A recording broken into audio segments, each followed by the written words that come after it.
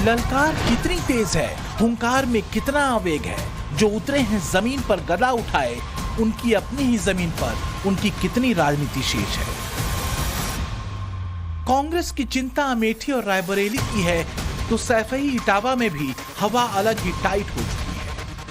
अखिलेश के गढ़ सैफई पहुंचे यूपी के सीएम योगी आदित्यनाथ। सीएम योगी ने सैफई को 500 बेड्स के एक मल्टी स्पेशलिटी हॉस्पिटल की सौगात दी। समाजवादी सरकार के दौरान 2014 में मल्टी स्पेशलिटी हॉस्पिटल बनाने का फैसला लिया गया था। उत्तर प्रदेश सरकार कोई भेद नहीं करती। मुझे याद है पिछली सरकारों ने इस आयुर्विज्ञान संस्थान को नारियल फोड़ करके शुरू तो कर दिया था, लेकिन काम के लिए पैसा नहीं दिया था, टोकन मनी दिया था। टोकन मनी में 1 लाख रुपया दिया जाता था। बताओ 500 करोड़ जहां लगना वहां 1 लाख से काम होता है क्या? तो बात यहीं से आगे निकलती है, वो ये कि क्या बीजेपी अब समाजवादी पार्टी के गढ़ में उसी तर्ज पर चक्रव्यूह रच रही है जैसा कि वो कांग्रेस के अमेठी और रायबरेली के दुर्ग में कर चुकी है। योगी की कोशिश क्या उस वोट बैंक को अपने पाले में करने की है जो कई दशकों से समाजवादियों का डेडिकेटेड वोट बैंक रहा है। विकास के फॉर्मूले पर योगी का दांव सीधा है। बिना भेदभाव विकास, बुनियादी सुविधा पर जोर, कानून व्यवस्था पर फोकस और समाजवादी किले में सेन। इसी के भरोसे बीजेपी अखिलेश के उस गढ़ की घेरेबंदी कर रही है जो उनके पिता मुलायम सिंह यादव से विरासत के तौर पर उन्हें मिला। योगी कल और आज के फर्क और बिना किसी पूर्वाग्रह के अपने काम के संकल्प दोनों की चर्चा अपने मंचों से करते हैं। मैं देख रहा था जो यहाँ पे नियुक्ति पत्र प्राप्त कर रहे थे कार्मिक, उनके चेहरे पे कोई शिकन नहीं थी, कोई भय नहीं था। इटावा का भय नहीं था, आज सैफई का भी भय नहीं था। तो एक समय मुझे याद है 1996-97 की घटना है। मैं जयपुर से आगरा आना था, मुझे रात्रि हो गई मुझे आगरा में। तो मुझे रात्रि में पुलिस ने कहा कि आप रात्रि में यहां से कानपुर मत जाइए। मैं आपको सही बता रहा हूं। मुझे बोला गया कि आप कानपुर होते मत, बीच में जो रास्ता है कोई घटना घटित हो सकती है। इसमें कोई शक नहीं कि सैफई की किस्मत तब तक खूब चमकी जब जब यूपी में समाजवादी पार्टी की सरकार रही। लेकिन यह भी सच है कि समाजवादी पार्टी पर सिर्फ सैफई, मैनपुरी और इटावा को ही चमकाने के आरोप लगते रहे।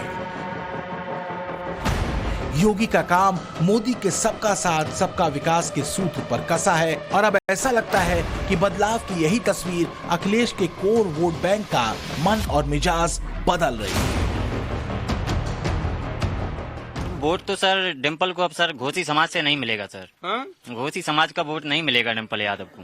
नहीं जाएंगे, वो हार के जाएंगे अब की बार यहाँ से चुनाव। हार जाएंगी कमल खेलेगा यहाँ पे। अखिलेश परिवार का कोई आदमी हार जाएगा यादवलैंड में? हाँ हारेगा, मैनपुरी से क्लियर हारेगा, 100 में 100% हारेगा। ये आवाजें भले मैनपुरी लोकसभा क्षेत्र की हों जहां से इस बार डिम्पल यादव चुनाव मैदान में हैं, लेकिन अगर M-22 समीकरण के भरोसे समाजवादी पार्टी अपनी सियासी वोटिंग सेट कर रही है तो ऐसे में यादव वोटर्स में असंतोष कहीं का भी हो भारी पड़ सकता है। हालांकि इटावा लोकसभा सीट पर कब्जा बीजेपी का ही है। इस लोकसभा क्षेत्र की 5 विधानसभा सीटों में से 3 विधानसभा सीटों पर बीजेपी और 2 विधानसभा सीटों पर समाजवादी पार्टी का कब्जा है, लेकिन असली लड़ाई परसेप्शन की है।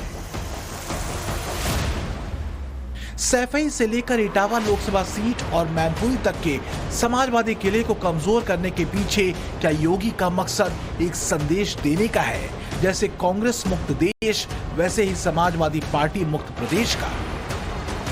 बीजेपी कांग्रेस और समाजवादी पार्टी पर परिवारवादी होने का आरोप लगाती है। चाहे मोदी हो या योगी, चुनावी मंचों से एक बात बार बार कहते हैं कि यादवों का वोट लेने वाली समाजवादी पार्टी ने सिर्फ और सिर्फ अपने परिवार का भला किया। 2024 में लड़ाई परसेप्शन की है, ये बात राहुल गांधी भी जानते हैं और अखिलेश यादव भी। अगर अखिलेश के लिए बाजी मैनपुरी की अहम है तो इटावा की भी, जो 2014 से उनके हाथ से निकला हुआ है। इसी तरह कांग्रेस के लिए नाक की लड़ाई अमेठी और रायबरेली में है, एक दुर्ग बचाने की और दूसरा गंवाए दुर्ग को वापस लाने की। हालांकि इस बार मैनपुरी में यादव वोटर्स के बीच असंतोष समाजवादी पार्टी के लिए अच्छा संकेत तो नहीं दे रहा। मैनपुरी में 35% यादव वोट हैं तो जरूर, लेकिन घोषी यादव और कमरिया यादव के बीच ये वोट बैंक बटा हुआ है। अखिलेश यादव का परिवार कमरिया गोत्र का है, लेकिन मैनपुरी लोकसभा क्षेत्र के यादवों में करीब 70% घोसी हैं, जबकि अखिलेश के कमरिया गोत्र वाले 30% ही हैं। इस चैनल के माध्यम से मैं पूछना चाहता हूं आदरणीय अखिलेश जी को कि सैपई परिवार के अलावा क्या कहीं पूरे प्रदेश में यादव नहीं है? जो यादव बाहुल्य सीटें हैं, जैसे मैनपुरी हो गई तो डिंपल यादव जी लड़ेंगी, फिरोजाबाद हो गई अक्षय यादव जी लड़ेंगे, बदायूं हो गई धर्मेंद्र यादव जी लड़ेंगे, कन्नौज हो गई उनके परिवार का लड़ेगा, आजमगढ़ हो गई उनके परिवार का लड़ेगा। तो क्या एक ही परिवार में सारे यादव हैं? मैं आपसे पूछना चाहता हूं, आप मतलब हमारी तरफ से हम तो नहीं पूछ सकते इनसे बात, आप पूछना, यादव समाज ये पूछ रहा है कि एक ही परिवार एक ही घर में यादव है। यादव समाज में उठते ऐसे सवाल जितने सीधे हैं, सियासी पिच पर वो उतने ही घुमावदार इफेक्ट दे सकते हैं। लेकिन बात सिर्फ यादव लैंड में मुखर होते सुरों की नहीं है। जैसा कि हमने आपसे पहले कहा था, कांग्रेस के अमेठी और रायबरेली में भी चुनौती बड़ी है। तो क्या यही वजह है कि इन दोनों सीटों पर गांधी परिवार की उम्मीदवारी को लेकर अभी भी पेंच अटके हुए हैं? ये साफ नहीं है कि राहुल अमेठी से इस बार लड़ेंगे या नहीं। हालांकि सूत्र कह रहे हैं कि वो अमेठी और वायनाड दोनों जगहों से मैदान में उतर सकते हैं। इसी तरह रायबरेली सीट पर क्या प्रियंका मैदान में होंगी, ये भी साफ नहीं हो सका है। हालांकि सूत्र कह रहे हैं कि प्रियंका रायबरेली से किस्मत आजमा सकती हैं।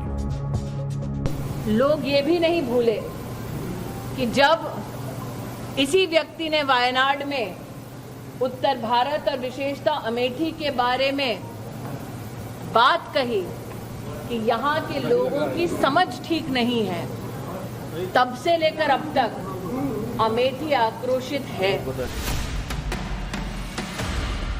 2019 के चुनावों में राहुल गांधी को गांधी परिवार की पारंपरिक सीट अमेठी में शिकस्त देने के बाद से केंद्रीय मंत्री स्मृति ईरानी अमेठी में लगातार डेरा डाले हुए हैं।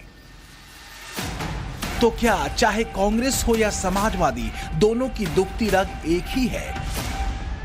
मोदी और योगी, क्या इसलिए यूपी में समाजवादी पार्टी और कांग्रेस को मजबूरन एक साथ आना पड़ा? अपने अनुभव को देखो, अपने अनुभव को देखो कि भाई 5 सालों में 10 सालों में मिला क्या है? नौकरी मिली? तो भाई देखो, जब तक आपको खुद समझ में नहीं आएगा, जब तक आप अपने अनुभव पर नहीं उतरोगे, तब तक कुछ नहीं बदलने वाला। हम चीखते चिल्लाते जाएंगे, कुछ नहीं बदलेगा। बदलाव तब आएगा जब आप अपनी परिस्थितियों को समझकर अपना वोट डालोगे। बदलाव की बेचैनी सिर पर है, लेकिन जमीन पर जो बदला है उसका क्या? अब तो कांग्रेस से लेकर समाजवादी पार्टी तक के वोट का डेडिकेटेड कॉरिडोर भी खिसक रहा है। इस सब के पीछे सैफई में योगी का जाना क्या संकेत है? 2019 में कांग्रेस की अमेठी गई, क्या 2024 में समाजवादियों की मैनपुरी भी जाएगी? Bureau report, times now, Navbharat.